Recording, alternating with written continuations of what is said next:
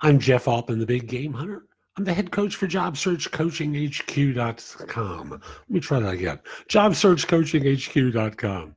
That's a site with curated information that you can watch, listen to, or read. It's going to help you find work more quickly.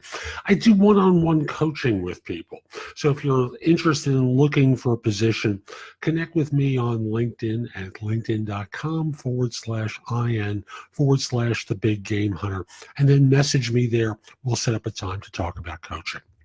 Now, this is a question that will be asked of a person at a manager level and above.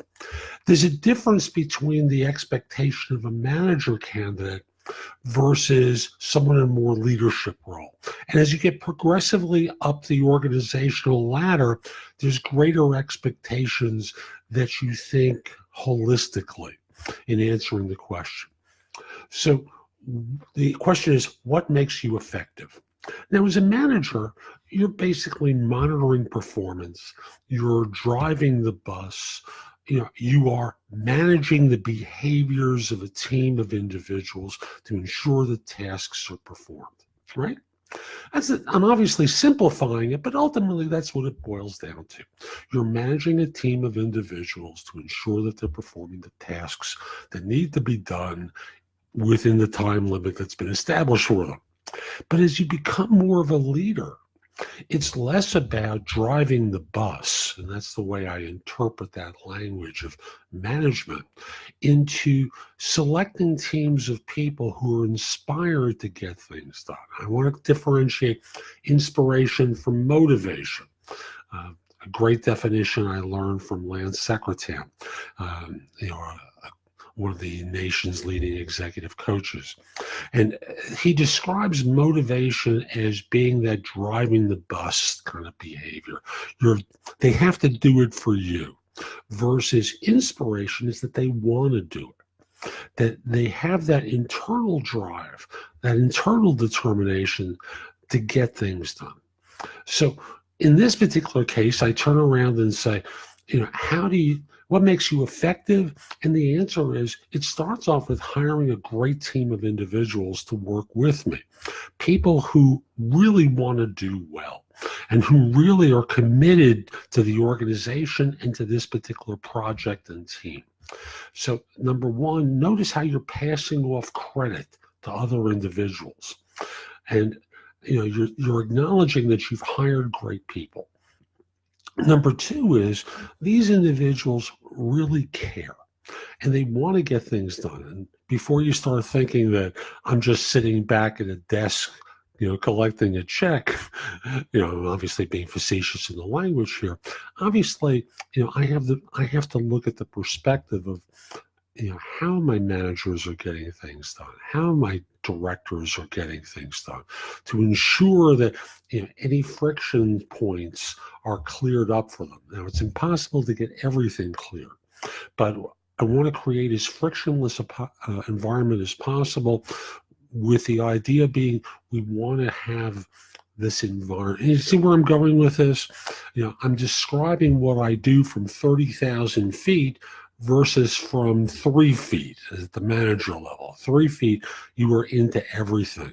You are, I don't want to say micromanaging, because there's a way to do this a little bit more hands-off. But again, at 3 feet, you're in the weeds. At 30,000 feet, you're looking from a hierarchical perspective and looking at the politics of the organization, trying to create less friction for the team to get the things done that they have been hired to get done. And what makes you effective is that you hire people who are inspired to do this. Now, I'm obviously simplifying things here, but you've got your own way of expressing it. But I think this is a good way to look at the difference of being in the weeds versus 30,000 feet.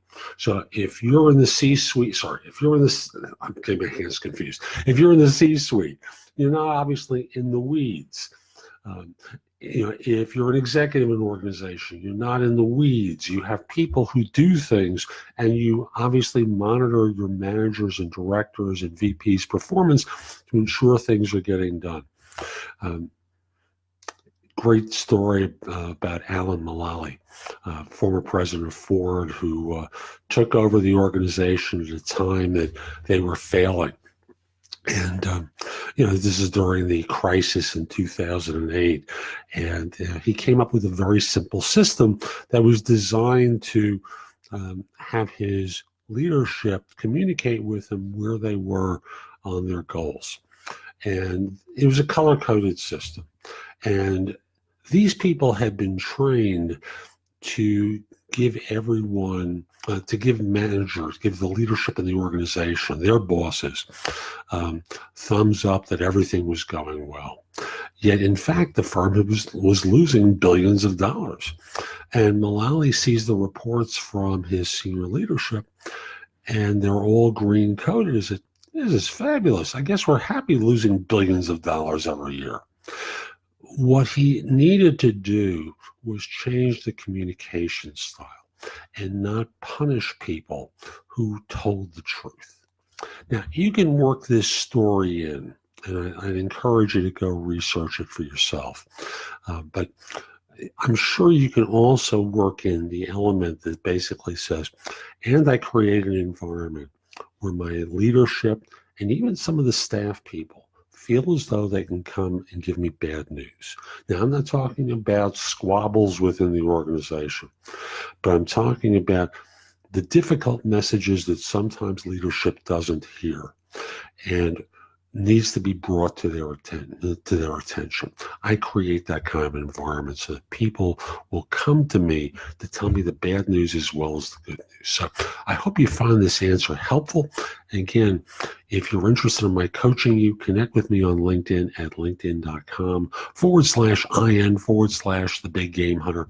Mention that you saw this video. I just love knowing that I've been helping some folks and hope to have an opportunity to be of service to you. Take care.